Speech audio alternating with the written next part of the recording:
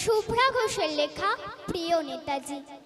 প্রিয় নেতাজি, অনেকদিন ধরে চিঠি লিখবো ভাবছিলাম, কিছুতেই আর হয়ে উঠছিল না। আজ কোনো একটা ঘটনার নিরিখে তোমাকে চিঠি লিখতে বসলাম। ছেলেবেলায় আমাদের দোতলা ড্রয়িং রুমে তোমার ছবি, জন্মদিনে পেতাম বই, সেখানেও তুমি। বাবার গল্পে তোমারই বীরত্ব, দেখতে দেখতে শুনতে শুনতে ক্রমে আমিও তোমার ভক্ত। বাবা বলতেন ইন্ডিয়ায় আর একজন নেতাজির দরকার ছিল। মা গাইতেন বীর সুভাষের মহান দেশ। দাদু বলতেন ছেলেটাকে ওরা শেষ করে দিল। ঠাম্মার চোখে তখন আঁচলের খুঁট। এসবের মধ্যে বড় হওয়া আমিও কেমন একটা ঘোরের মধ্যে থাকতাম। ভাবতাম পারতে, তুমি সব পারতে। যদি আর একবার আমাদের মধ্যে তোমাকে পেতাম। আজ উত্তর 40-এও আমার একই ঘোর, তুমি পারতে। কেননা দেশের মাটিতে দেশপ্রেমের মতো জোরালো একটা ঝাঁকুনি দেবার ক্ষমতা তখন আর কারোর ছিল না। এখনো আছে কি? তোমার হারিয়ে যাবার পর দেশে কত কমিশন বসেছে, ভারতের পূর্ব পশ্চিম উত্তর দক্ষিণে। কোনো পীর, কোনো সন্ত, কোনো দয়ালু বৃদ্ধকে দেখে ভুল করেছে সবাই, ছুটে গেছে তুমি মনে করে, কিন্তু ফিরেছে মাথা নেড়ে। তবু তোমাকে পাবার আশায় বুক বেঁধেছে। তুমি তো শুধু বসুবাড়ি নও, গোটা ভারতবর্ষের মণিকোঠার হীরক, যার আলো শুদ্ধতা কালোকে সাদা করতে পারে।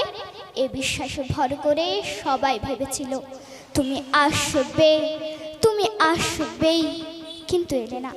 কেটে গেল অনেকগুলো বছর, পেরিয়ে এলাম জীবনের অনেকগুলো ঘুচি। তুমি এখন বিমানবন্দরে, সভা সমিতিতে, রিসার্চ ব্যুরোতে, এমনকি এই ছেলের নামকরণে। জানো, তোমার জন্মদিনটা এখন সবাই ছুটির দিন বলে, আয়েশ করে, উপভোগ করে। আর ছেলেরা, তারা তো দেশের থেকে বিদেশের খবরই বেশি রাখে। আর মেয়েরা, তারাও স্বাধীনতার ভেলায় চড়ে হতচকিত। শুধু মাটিটা কাঁদে, সেই কান্না যেন ভূমিকম্প, খরা, এলেনীয় বন্যা হয়ে চারিদিক ভাসিয়ে দেয়। এখনো অভিমান করে শুয়ে থাকবে রেনকুজিতে?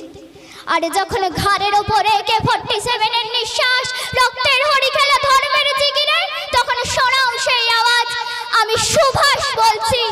মেয়েটা দৌড়ে এসে বলবে, মা মা দেখো, উনি আসছেন। পাশের বাড়ির মেসোমশাই ডাকবেন জানলা দিয়ে, বৌমা আমি বলিনি উনি ফিরে আসবেন। খোলা জানালার ধারে দাঁড়াবেন মায়েরা, যাদের ডান হাতে শঙ্খ বা চোখে জল। নদী হবে উত্তাল, নৌকাবে সমাল, পরাণ মাঝিও চেঁচাবে, উনি আসতেছেন। সবুজ মাঠে শিশুদের হাতে পতাকার দোলা, উনি আসছেন, উনি আসছেন, উনি ফিরে আসছেন। তোমার হারিয়ে যাওয়া জন্মদিনের ভেতর থেকে উঠে আসুক আর একটা দেশে। আজ স্বাধীনতার ঠিক আগের মুহূর্তে দাঁড়িয়ে তোমাকে আমার এই চিঠি। প্রণাম নিও। ভালো থেকো নেতাজি, ভালো থেকো। নমস্কার। অসাধারণ, গায়ে শিহরণ জাগানো কবিতা।